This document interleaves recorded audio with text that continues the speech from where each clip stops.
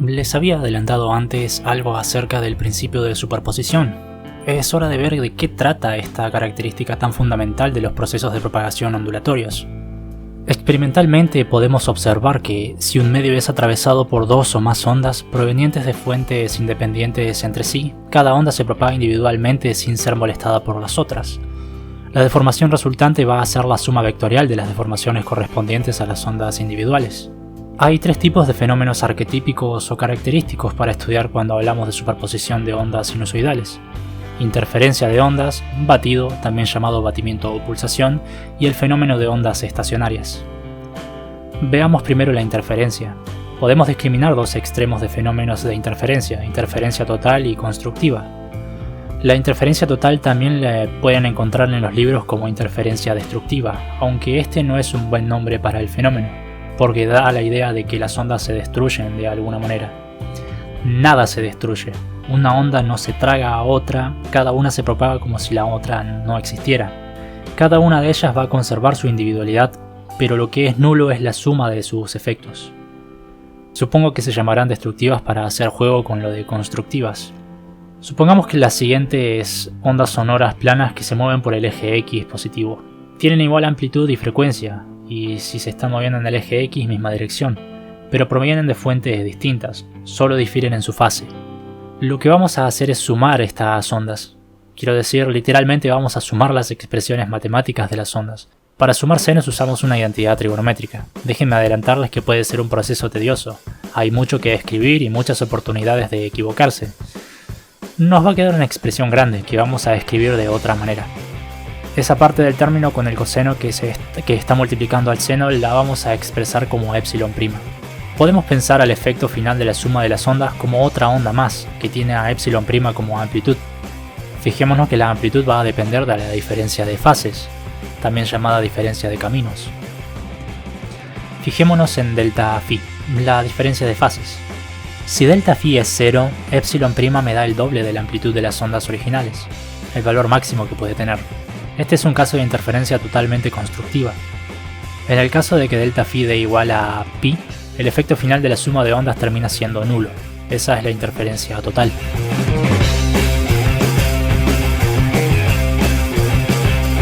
Veamos a la interferencia en acción. En este video, el profesor ha puesto agua en un pequeño recipiente. Aquellos dos aparatitos van a golpear el agua en dos lugares diferentes.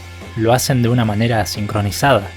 Fijémonos qué significa esta sincronización, bajo los términos que estábamos hablando. Como los dos aparatos están unidos al mismo aparato real que produce ese movimiento hacia arriba y hacia abajo de esas patitas, vamos a decir que entonces esas patitas van a tener la misma frecuencia. La diferencia de fase entre estos dos lugares donde se producen las ondas va a ser constante, y en este caso va a ser 0 o aproximadamente 0. A eso se le llama que sean ondas coherentes y terminan dando un patrón de interferencia como resultado. Los puntos donde las ondas se superponen son marcados con un círculo rojo. Se ve una interferencia constructiva ahí, y se alcanza a apreciar la formación de un patrón. Enseguida vemos una simulación hecha por el profesor donde se ve mucho más claro este hecho. Ahí se ven los patrones.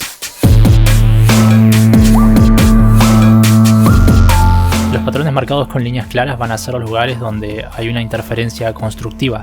Las partes con líneas azules, es decir, donde se ve el fondo negro, van a ser los lugares donde hay una interferencia total, es decir, el lugar donde el efecto sumado de las ondas se ha cancelado. El efecto sumado, no que se cancelaron las ondas. Siempre voy a insistir con eso, nunca digan que las ondas se cancelan, por favor. El otro fenómeno es el batido o pulsación o batimiento, como le quieran llamar. Este fenómeno se da al superponer dos ondas sinusoidales de igual amplitud y dirección de propagación, pero que tienen una frecuencia ligeramente diferente. Matemáticamente lo escribimos de esa manera elegante. La frecuencia de una de las ondas va a ser la frecuencia de la otra más un poquitito más. Sumamos estas dos ondas usando identidades y nos queda la segunda expresión. Pueden verificar que no hay nada extraño ahí en las ecuaciones, solo se decidió escribirlas de manera un poco más resumidas. Las cuentas terminan dando. El efecto de la suma de estas ondas va a dar por resultado lo que podría pensarse como otra onda, con una frecuencia parecida a la de las ondas originales, pero con una amplitud epsilon prima que va variando. Podemos pensar a ese resultado como si epsilon prima fuera un modulador de la onda, es decir, le va dando forma a la onda. Esto es más claro y mucho más divertido verlo que contarlo. Tenemos dos ondas que son muy similares.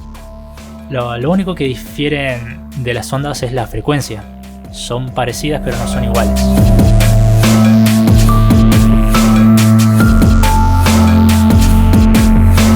Y estamos acá en un gráfico de deformación versus X en un tiempo t fijo. El resultado es lindo de ver. Es una onda cuya amplitud varía, es verdad, pero varía de una forma periódica. Es decir, varía de la misma manera luego de superado un ciclo, si recuerdan nuestra analogía con el círculo.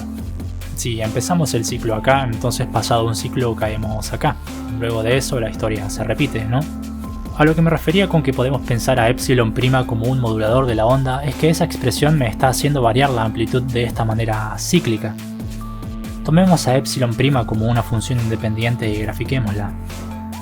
Ahí se ve más claro como epsilon' es una especie de cota para mi suma de ondas, para mi batido. Hay una longitud de onda asociada al batido, que sería la longitud de onda de esa función ficticia, entre comillas, cota del batido mostrada, nombrada con una letra lambda mayúscula. La longitud de onda tendría el valor mostrado en pantalla. Matemáticamente puede demostrarse como es siempre muy mayor a la longitud de onda del batido, aunque creo que gráficamente se ve más claro. El último fenómeno del que toca hablar es el de ondas estacionarias. Son ondas que tienen misma frecuencia, misma amplitud, pero direcciones opuestas. Fijémonos cómo una onda va para la izquierda y la otra para la derecha en el eje X. El resultado va a ser interesante. Tenemos una onda donde la parte espacial y temporal han sido separadas. Esto físicamente quiere decir que no estoy hablando de una onda viajante. Cada punto va a oscilar con una amplitud de epsilon', que depende del punto X en cuestión. Mejor veamos una onda estacionaria en acción para tener una mejor idea. Ahí vemos una cuerda que está fija en sus extremos y va a ir cambiando cierta cosa el hombre ahí en ese aparatito y va a tener una forma diferente la vibración de esa cuerda. Fíjense que es muy interesante ver los puntos donde no hay movimiento. Vamos a hablar de eso a continuación. Ahí los está señalando el hombre.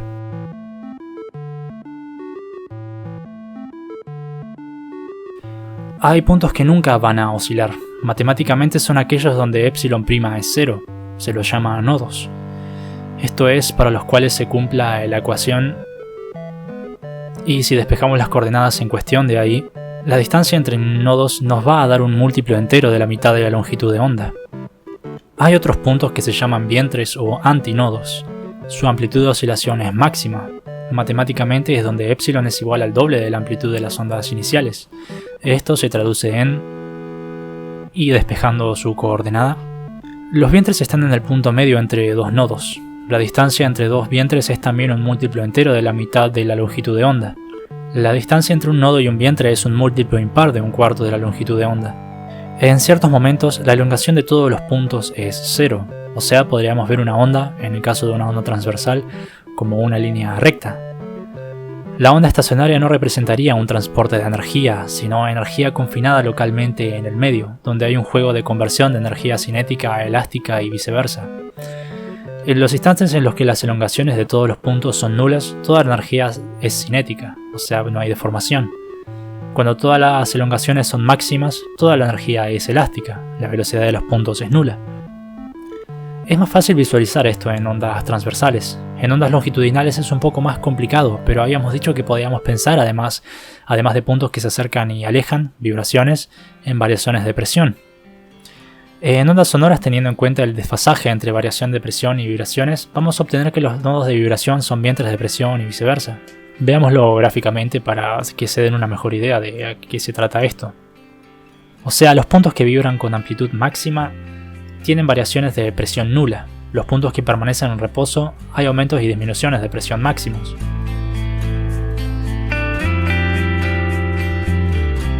Bueno, ahora agárrense de las paredes porque viene matemática bastante dura. Hace un rato, antes de meternos de lleno en la matemática, dije que muchas veces al pensar en ondas pensábamos solo en senos y cosenos. Dije que había razones matemáticas por lo cual ello sucedía. Una de ellas eran las propiedades de las ecuaciones diferenciales parciales lineales de segundo orden. de la ecuación de onda. Otra razón es el teorema de Fourier. Creo que un matemático le haría justicia a este teorema. De hecho, lo van a ver en análisis 3 si es que ya no lo han visto. Nosotros simplemente vamos a utilizarlo cuando lo necesitemos, así que lo voy a explicar de manera muy breve y muy por encima. Dada una onda periódica general en un t fijo igual a 0, el teorema de Fourier nos permite, bajo ciertos límites, escribir cualquier función epsilon como una suma de funciones sinusoidales de la siguiente forma.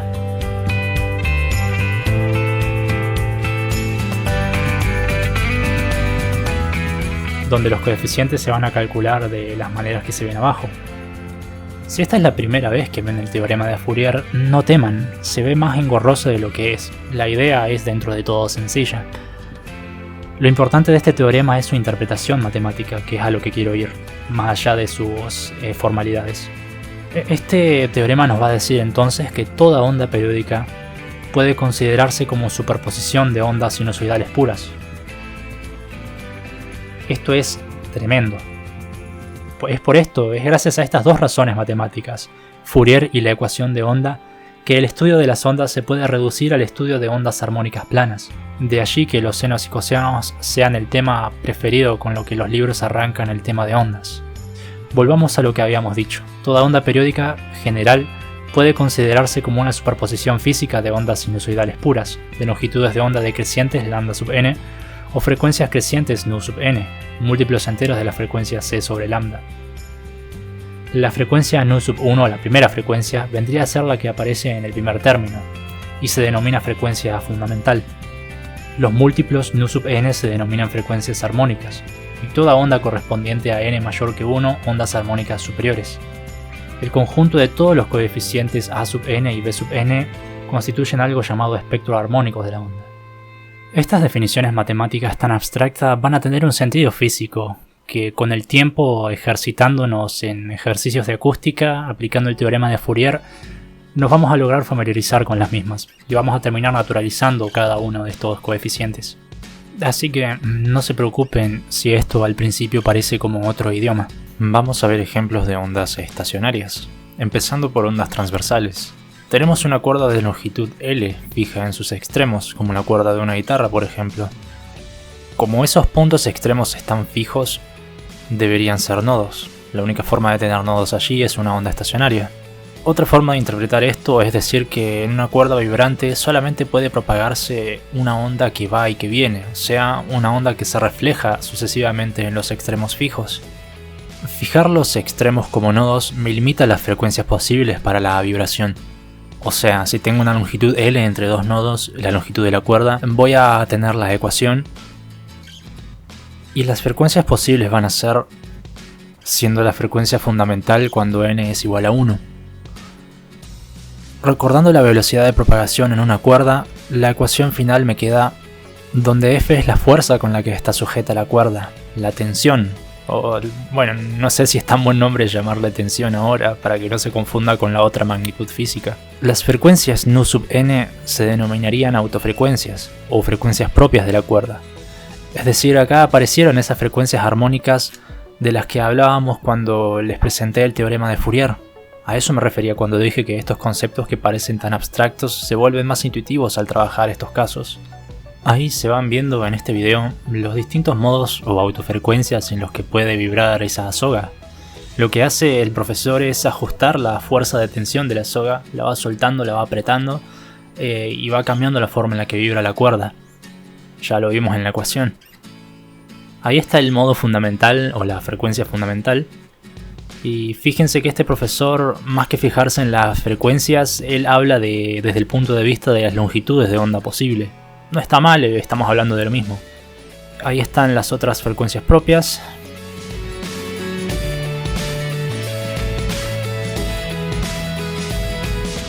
Y vemos que si la cuerda no vibra con las frecuencias indicadas por la ecuación, entonces no podría haber una onda estacionaria. Vamos a ver ahora un ejemplo de onda estacionaria longitudinal. Vamos a ver la vibración de una columna de aire en un tubo de órgano abierto. O bueno, en más que verla, imaginarla. Es un poquito más difícil de visualizar. pero con los gráficos que conocíamos, pensando a las ondas sonoras como variaciones de presión de aire, puede ser un poquito más fácil el visualizar el fenómeno. En la parte inferior del tubo, por el cual se va a insuflar el aire, va a haber un vientre de vibración o un nodo de presión. O sea, la vibración es máxima ahí y la presión no varía. En la parte superior del tubo, que va a estar abierto, la presión es siempre la atmosférica. A esa no le puedo ganar. Entonces va a haber un nodo de presión o vientre de vibración, como lo quieran pensar. Recuerden el grafiquito.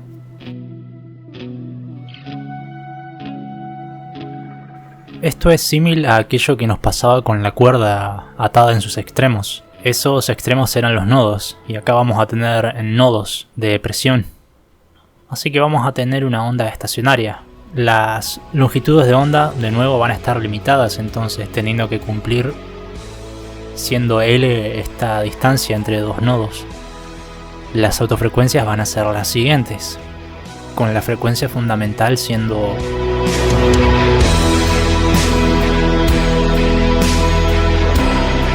Ahora veamos qué pasa si tapo el extremo superior del tubo. Ahí las moléculas de aire no van a tener dónde moverse en ese extremo, así que va a haber un nodo de vibración, que es lo mismo que tener un vientre de presión. Así que la condición para las longitudes de onda me va a venir dada por la distancia entre un nodo y un vientre, que era un múltiplo impar de lambda sobre 4.